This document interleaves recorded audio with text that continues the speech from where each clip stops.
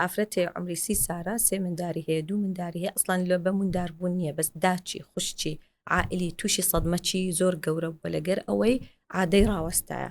ئافرەتێک بە عمری 30 ساری عادەی ڕابوەستیتن لە بەرەوەی هێلکەدانەکەی زۆر زعیف بووە طبعاً زۆر ناخۆشە بە عمری 30 ساری ئافرەت عادە نەبی ئارەقەی بکە عەسەبی بیتن تووشی هەشاشەی عەزام دەبیتن ئەوانە هەموو دەوری هەیە پلازما لۆ ئەو حالەتە دەرەجەیەکە کە تو پلازمەی لۆ دەکەی احتیمالە پێویستی بە 1 جەلسەبی احتیمالە پێویستی بە 2 جەلسەبی هێلکەدانی دەست پێ دەکا ئیش دەکاتەوە لۆ چکە تو خەلایی گچکە تەحفیز دەکەی و خەلایی نوێ تەحفیز دەکەیەوە لە هێلکەدانی ئەو ئافرەتە هێلکەدانە چی تقریبا نوێی لۆ دروست دەبتەوە عادەی دەگەڕێتەوە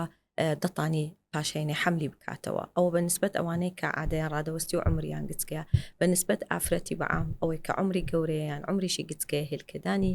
زعیف دەبیتن هۆرمۆنی AMH ئەغلبی ئافرەتەکان دەزانن چێ ئەو معنای ئەوەیە مەخزوونی هێلکەیان زۆر کەم بووە ئەوە زۆر باشە ئەو پلازمەی دەکەی مەخزوونی هێلکەی برن دەکاتەوە هەندێک جار هەیە